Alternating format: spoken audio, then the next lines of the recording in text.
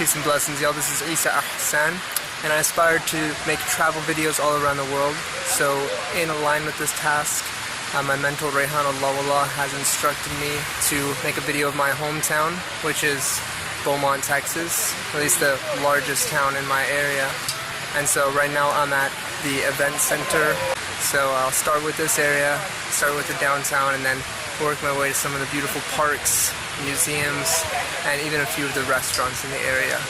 Beaumont is a 180-year-old town with over 400,000 people living in the metro area, so of course many beautiful places have been built for the local population through the years. Right here near downtown we've got the Julie Rogers Theater for the Performing Arts, place where I've seen the Beaumont Symphony Orchestra a number of times, seen many dance recitals. We used to come here whenever I was a kid and watch like science shows and musicals and plays. It's a beautiful place. It's an interesting historic building, and there's always wonderful events going on here.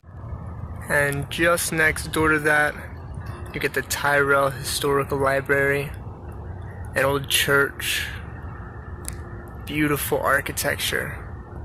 The Jefferson Theater has been preserved since the Roaring '20s, and to this day they still show classic movies there. As you can see, it's right down the road from the Tyrell Library and across from the Museum District, which is where we'll head to next. I'm going to start off here with the Art Museum of Southeast Texas.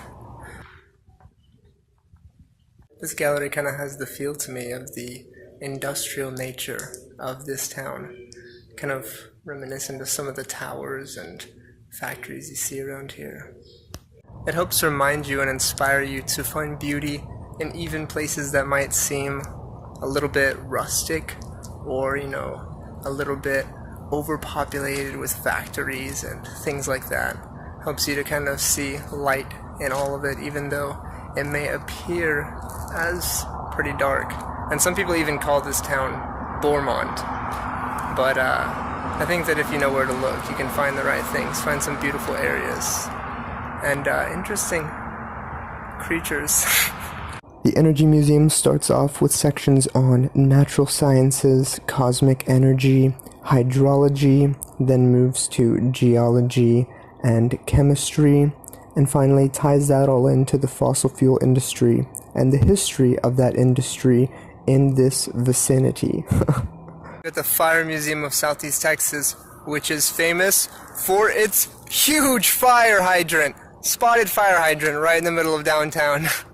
All throughout town you'll find these painted electrical boxes lining the streets from people, artists, sometimes even children, who are doing their best to make this a beautiful and enjoyable city for everybody who comes here and everyone who lives here. And all throughout town you'll find a number of shops, both with modern designs and others inside of restored historical buildings, but all of them with their own unique touch and unique displays. There are restaurants like Rayo's pictured here and Sortino's nearby, which are both great coffee shops to come and enjoy a good time with your dear friends. Then there are two Jason's Deli options in town, this store being the flagship, and they offer quick, light, and healthy meals. This is the original Jason's Deli, opened in 1970, and now it's expanded to over 400 or 500 different stores around America. They're looking to expand internationally. It's a nice little piece of Beaumont's history, and also quite a delicious little piece of Beaumont's history. The place I love to eat is Chava's Thai Bistro. One of my favorite parts is not only the decor, but also they have these really interesting seats where you're seated in the ground, but it looks like you're seated on the ground. And the food here is delicious, is superb as well. And there's Al Basha, my personal favorite restaurant in Beaumont, which has beautiful Middle Eastern decor, Mediterranean food, and a really friendly owner in a quiet and quaint atmosphere that makes you feel almost as if you've already left the country. The iconic Islamic center of the triplex sits on the south side of town. Perhaps the most peaceful place in all of Beaumont, and certainly the place in Beaumont that I spend most of my time. So many good people here, and so many good things to learn and to experience here as well. South of town, there's a spindle-top viewing platform where the original oil well used to be, right back in this location. Interestingly enough, it used to be a hill, and then after they drilled all of the oil out of it, it sunk down into the little pond that it is today. So it's a little bit of a gloomy day and there's not a lot of people out here, but as you can see, this is a recreation of what the original Gladys City looked like whenever oil was first discovered here and people started to move here. It's an old western looking oil town.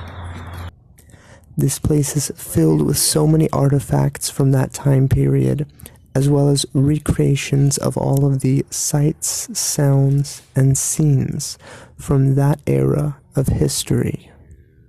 Sometimes they'll even do recreations of the original gusher right here on this tower. They've got a water pipe that shoots water hundreds of feet into the air to simulate the original Lucas gusher that was like 200 feet tall or something around that. The huge gusher, the largest one I think that had ever been discovered in the world up to that point. Even before the discovery of oil, people were establishing homesteads in this region, like the one pictured here.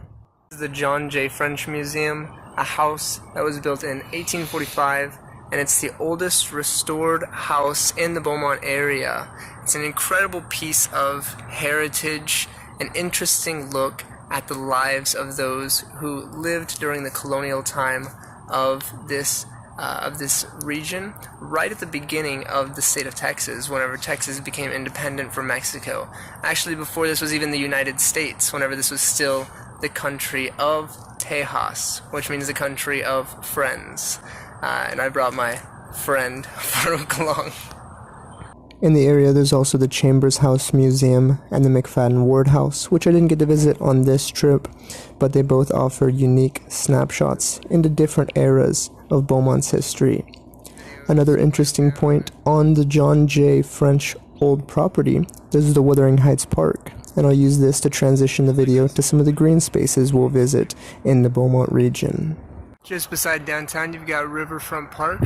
It's a beautiful sidewalk, beautiful walking path, and picnic areas with a cool breeze coming off of this. Out here enjoying the serenity of the Collier's Ferry Park, where there's a boat ramp, a little walking trail, even a 7-mile Texas paddling trail to Lake Bayou. There's a lot of beautiful scenery here on the placid Neches River. They actually do Neches River adventure tours from this park where they go explore the Neches on a boat and explore some of the tributaries of the Neches. Then, at the Neches River Saltwater Barrier, there's about a half a mile or a quarter mile out and back walk along the Neches River, perfect for an evening stroll. A lot of these quaint little ponds out here with hiking trails so that you can enjoy the beautiful environment. This beautiful, outstanding scenery. People do a lot of fishing here too. Somebody told me they just stocked the pond with rainbow trout.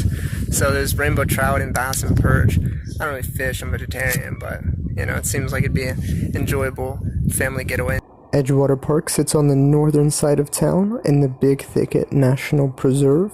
There's this really nice little trail that comes along the Pine Island Bayou, parallel to the bayou, right between the swamps and then the bayou right over here.